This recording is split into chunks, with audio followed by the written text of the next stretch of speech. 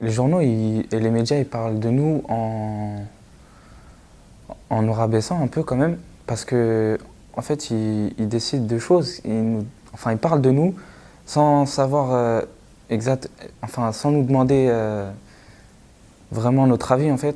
Et je trouve qu'ils devraient plus avoir de contact avec nous et plus de demander notre avis que de parler comme ça et sans vraiment savoir ce qu'ils disent.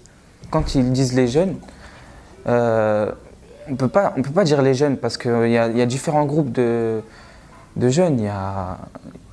Voilà, on n'a pas tous la même vision de la vie, on n'a pas tous les mêmes goûts, pas tous la même sociabilité. Avec les jeunes de banlieue, c'est mais vraiment un gros cliché qu'il faut arrêter parce que ça creuse encore plus le gouffre qu'il y a entre nous et les personnes qui sont de Paris. Au lieu de, par exemple, 90 enquêtes d'action qui parlent de la banlieue, au lieu de nous montrer que le côté de la drogue, du vol, de tout ce qui est judiciaire. Ils peuvent plus parler de nous d'un côté de la réussite. Nous aussi, on peut réussir comme tous les autres, hein, et voilà, on n'est pas différents. Là, je trouve qu'ils rabaissent les jeunes des fois. Ils parlent pas assez d'eux et ils parlent plus des grandes personnes que des adolescents.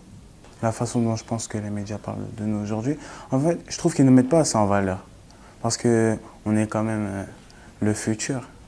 Quand ils parlent de nous, c'est tout le temps et à chaque fois sur le plan scolaire. Ils parlent beaucoup de nous à l'école, nos taux de réussite, etc. Mais après, dans tout ce qui est social, ils ne parlent pas vraiment de nous. Je ne me retrouve pas dans les médias, surtout dans les journaux, parce que déjà, ils n'en parlent pas assez des jeunes. Et ils ne demandent pas assez leur point de vue.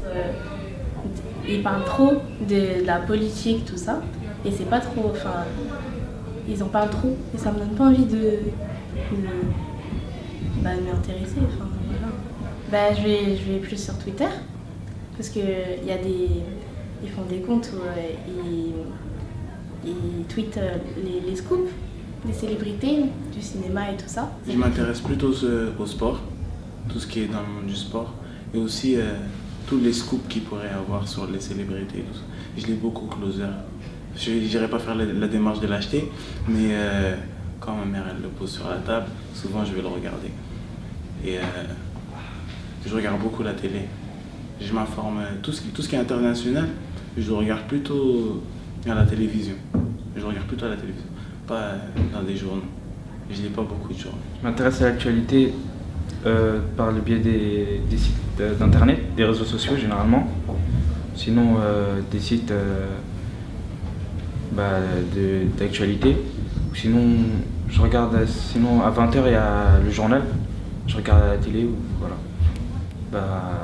Généralement à ce qui se passe dans mon pays. Parce qu'en ce moment il y a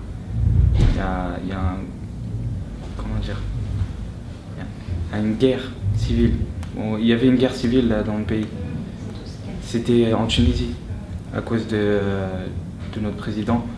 Ou sinon, je regarde ce qui se passe dans les banlieues. Je ne m'intéresse pas à la politique, parce que déjà, d'une, ça ne m'intéresse pas.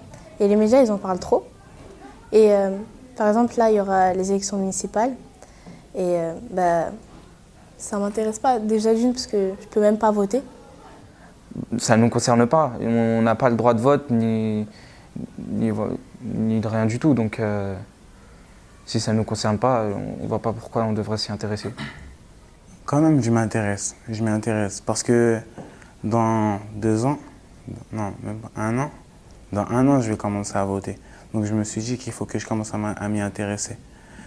Et pourquoi? Parce que ce seront mes dirigeants après. Enfin, les hommes politiques, ça va être mes dirigeants. Donc, si je ne sais pas pour qui je vote, si je ne connais pas les opinions de la personne, ou bien si je ne m'y intéresse pas et qu'après j'ai un dirigeant qui me déplaît, je ne pourrais pas me plaindre parce que je n'aurais pas voté.